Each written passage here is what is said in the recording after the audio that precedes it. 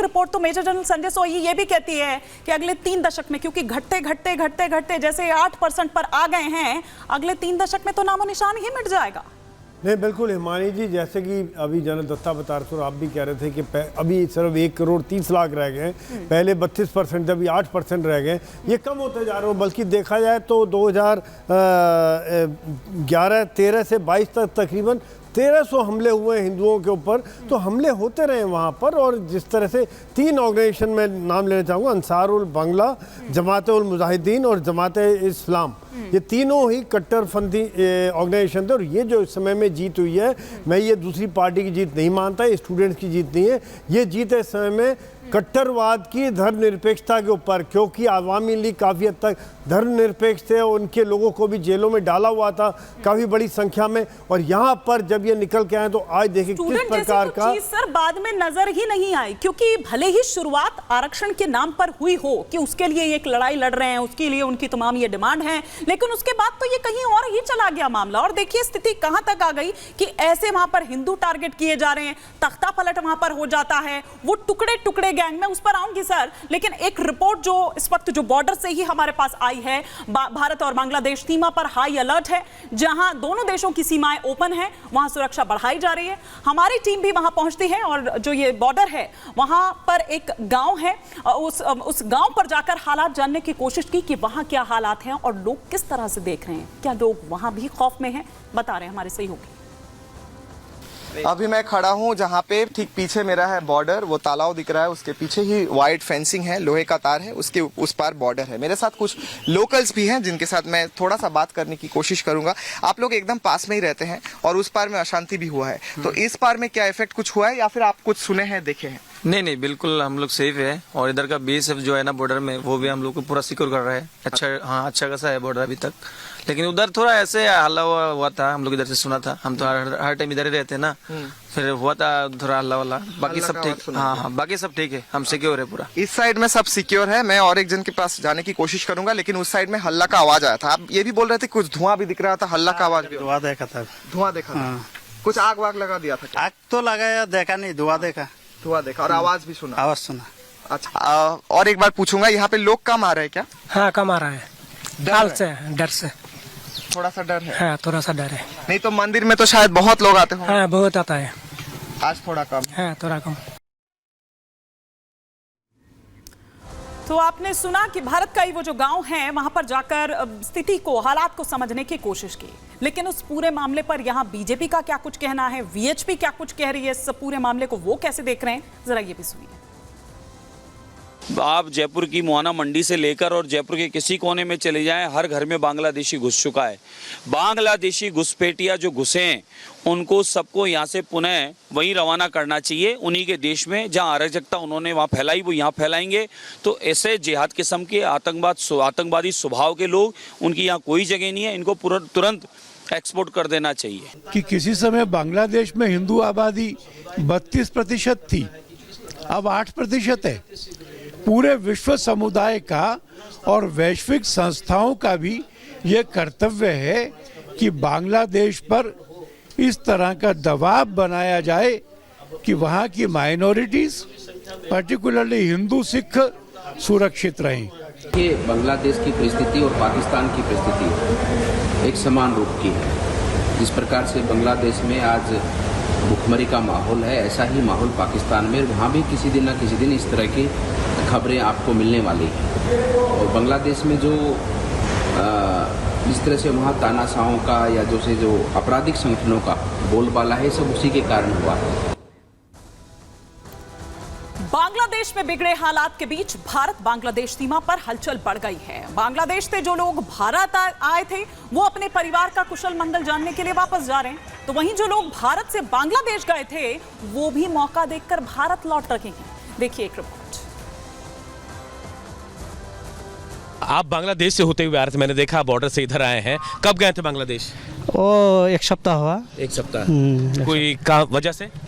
अभी कुछ दिन पहले कर्फ्यू था, उसके बाद तो ठीक हो गया, और 2 दिन पहले फिर कर्फ्यू हुआ, तो कल थोड़ा राजनीतिक बारे में थोड़ा गंडगोल ऐसा हुआ। आज थोड़ा ठीक है। आज थोड़ा ठीक है। अंदर हालात खराब है, क्या हिंदुओं को मारा जा रहा है, जो माइनॉरिटीज उनको मारा जा रहा है? अभी कोई कोई जगह में तो ऐसा अभी चल रहा है, लेकिन कल 12 बजे वहाँ जो राष्ट्रपति है वहाँ का जो सेना प्रधान है वो बोला आज से सब कुछ ठीक ठाक हो जाएगा। तो हम जब पंचगढ़ से जब आ रहे हैं तब देखा रास्ता में बहुत सारे लोग अभी आज से ऑफिस स्कूल सब कुछ अभी खुला है। आज थोड़ी व्यवस्थाएं ठीक लग रही थी, अभी थोड़ा धीरे धीरे शुरू हो जाएगा, आज ठीक है। हाँ।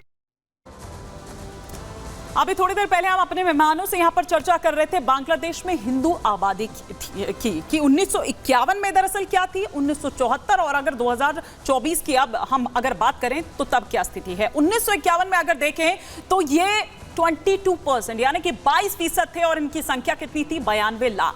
1974 में ये घटकर कितने हो गए, 13.5%, 96 लाख हालांकि अगर उस लिहाज से हम देखें तो। और 2024 में 8% ये घट गए, मतलब 8% ये सिर्फ रह गए हैं। तो लगातार आप ये देखिए कि ग्राफ जो है परसेंटेज वाइज वो किस तरह से घटता चला जा रहा है। तो ये हम आपको दिखा रहे हैं और यही कारण रहा कि देखिए किस तरह से जो पलायन है, तमाम ऐसी चीजें रही और बार बार ये जिस तरह से हिंसाएं भड़कती रहती है, सांप्रदायिक हिंसा, उसके बाद इस तरह की ये स्थिति हो गई है। और अब जिस तरह से ये एक बार फिर से उनको निशाने पर लिया जा रहा है, उनके गांव में आप देखिए कि जो भीड़ है वो वहां पर जाती है, उनको खदेड़ देती है, उन्हीं के घरों से उनको बाहर निकाल दिया जाता है। जो उनके मंदिर हैं, जो आस्था के केंद्र हैं, उनको निशाना बनाया जाता है। ना केवल इतना बल्कि जो रोजी रोटी के साधन उनका है, जो दुकानें उन्होंने अपने लिए खोली हुई है वहां पर, या रोजी रोटी कमाने का जो एक जरिया है, उसको भी वो किस तरह से तहस नहस कर देते हैं, ये तस्वीरें हम आपको दिखा रहे हैं। तो बांग्लादेश में हिंदुओं की क्या हालत है वो बता रहे हैं कि बांग्लादेश में हिंदुओं की स्थिति लगातार खराब हुई है पिछले कुछ वर्षों में, पिछले कुछ सालों में अगर हम देखें तो 1991 में हिंदुओं की आबादी करीब 22% थी। ये ग्राफिक्स के जरिए भी हम आपको दिखा रहे थे, बता रहे थे। 1964 के बाद 11.3% हिंदुओं ने बांग्लादेश छोड़ा। 1971 की अगर बात करें, जिसका बार बार जिक्र भी किया जाता है, तब 1971 में बांग्लादेश बना। हिंदू 13.5% बचे थे उस वक्त। 2011 में हिंदू आबादी घटकर 8.54% हो गई थी।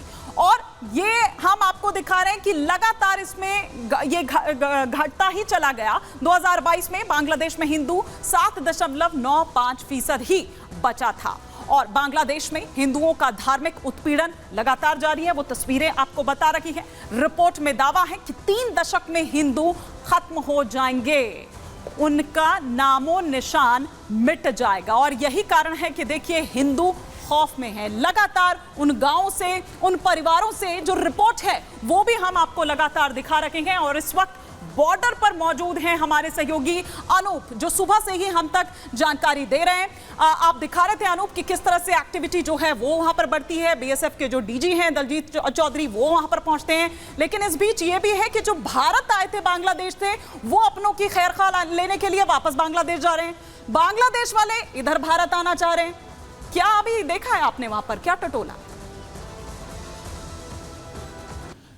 देखिए हिमानी, मैंने जिन जिन लोगों से बातें की, ज़्यादातर लोग जो वो थे जो बांग्लादेश के थे और भारत आए थे और भारत से अब बांग्लादेश वापस लौटे हैं। हाँ, वो संख्या कम है जो हिंदू जो भारत के थे, जो बांग्लादेश में थे, वो आज कम लौटे हैं। लेकिन हाँ, ज़्यादातर बांग्लादेशी यही कहते नजर आए कि भारत बहुत अच्छा है, बहुत बेहतर है बांग्लादेश के हिसाब से। और अब बांग्लादेश में जो कुछ हो रहा है ये कहीं ना कहीं बांग्लादेश के भविष्य को खराब कर रहा है। लेकिन सबसे अच्छी बात आपको बताऊँ, आपने जो बात बताई कि हाँ हिंदुओं के मंदिरों को तोड़ा जा रहा है, हिंदुओं पर अत्याचार हो रहा है, उनको परेशानी झेलनी पड़ रही है। लेकिन सबसे अच्छी बात जो मैं आपको बता रहा हूं, इन सब के बीच जिस बॉर्डर पर मैं खड़ा हूं, देखिए फुलबाड़ी ये चेक पोस्ट है, इसमें मंगलवार और शनिवार को जो परेड होती है दोनों सेनाओं की, वो आज भी हुई है। थोड़ी देर पहले यहां आज भी हुई है। बॉर्डर पर शांति है, भले ही बांग्लादेश में ढाका या फिर दूसरे अलग जगहों पर जो हंगामा हो रहा है, हिंदुओं पर अत्याचार हो रहा है, लेकिन बॉर्डर में एक अलग मिसाल देखने को मिल रही थी। वो परेड अभी भी थोड़ी देर पहले हुई है और यहां पर बिल्कुल शांति है। जो लोग आ रहे हैं उनको आने दिया जा रहा है, जो जा रहे हैं उनको जाने दिया जा रहा है। लेकिन बेवजह किसी को ऐसा नहीं है जो हिंदू हैं या फिर भारतीय हैं उनको जाने से रोका जा रहा है कि फिलहाल एडवाइजरी है